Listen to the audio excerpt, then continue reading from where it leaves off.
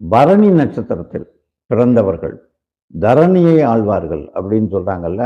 பரணியில் பிறந்தவர்கள் தரணியை ஆழ்வார்கள் என்பதற்கு பரணி நட்சத்திரத்தில் பிறந்தவர்கள் அரசன் அளவிற்கு புகழுடனும் செல்வாக்குடனும் பொருள் வசதியுடனும் வாழ்வார்கள் என அர்த்தம் கொள்கிறார்கள்.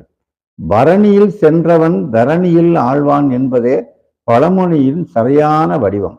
இதன் பொருள், ஒரு அரசன் பரணி நட்சத்திரத்தில் போர் செய்ய புறப்பட்டு சென்றால் அவன் வெற்றி பெற்று தரணியை ஆழ்வான் என்பதாகும். அது மாதிரி தோஷம் தரக்கூடிய சில நட்சத்திரங்கள் இருக்கு.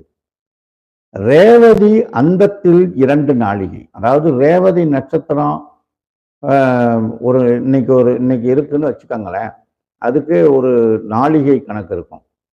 அதாவது இப்போ ஒரு 60 நாழிகை அப்படின்னு வச்சுக்கோங்க. ஒரு நாளுன்றது ஒரு நட்சத்திரத்தை ஒரு நாளாக தான் கணக்கிடுறோம்.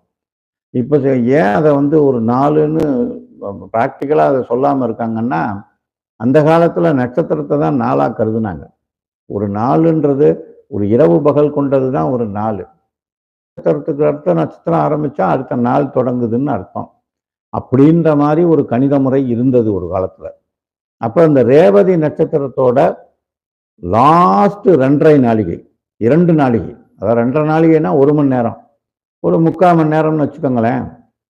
அந்த நட்சத்திரத்தோட எண்டு அன்னைக்கு எப்போ முடியுதோ அதில் அந்த 3/4 மணி நேரம் இருக்கு இல்லையா, அந்த நேரம் தோஷம் தரக்கூடிய, அதாவது விஷகாலம்னு பேர் அதுக்கு.